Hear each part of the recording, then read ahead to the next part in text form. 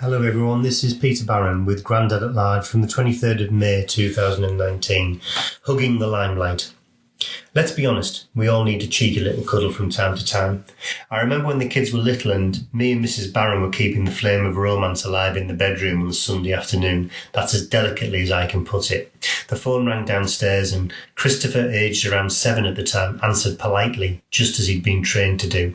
And these were the exact words we heard drifting up the stairs. "No, I'm really sorry, but Mummy and Daddy have popped upstairs for a cuddle and they've told us we have to stay down here and watch a video." The moment was lost, and to this day I don't know who it was on the phone. It could have been a Women's Institute branch booking one of my talks, which would have been embarrassing. It could have been my boss, which would have been even more embarrassing. My biggest nightmare is that it might have been my mum.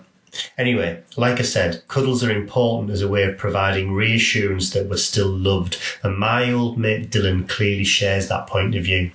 I should probably explain at this point that Dylan is a border collie who lives in our village and belongs to our friends Karen and Phil. I've known him since he was a puppy and take great delight in borrowing him to take for walks. Dylan, named after Bob Dylan, is an affectionate, clever dog who's been well trained. For example, he knows all too well that he's not allowed on the settee when Phil's at home.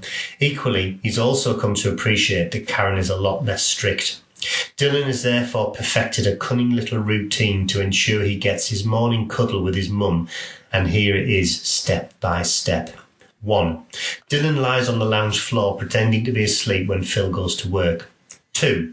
As soon as Phil goes out of the door, Dylan opens one eye to check that the bloke who won't let him up on the settee has left for the day. 3. Dylan then waits another few seconds before getting up and sneaking over to the window.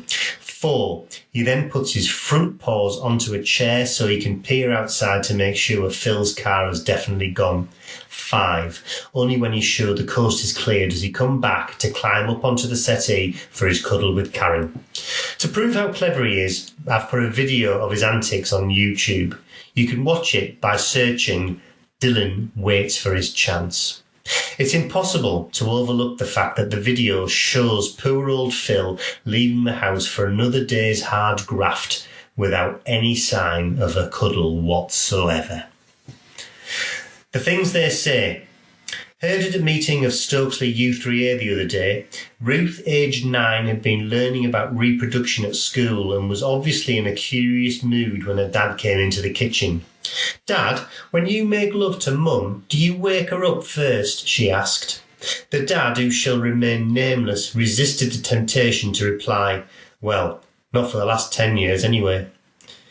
Thanks to Chris Hassler, another member of Stokesley U3A, who remembered the time nearly 50 years ago when her son Mark was 8, and he asked, "Mum, if you have twins, do you have to do it twice?" It was a pleasure to speak at the 28th charter dinner of Teesside West Rotary, where I heard from one of the members about a conversation he'd had with his granddaughter.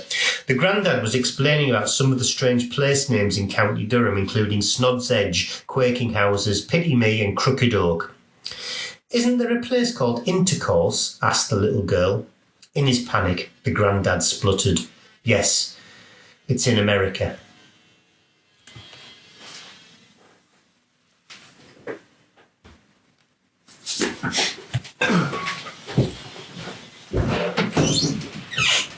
You want to check that, Chris?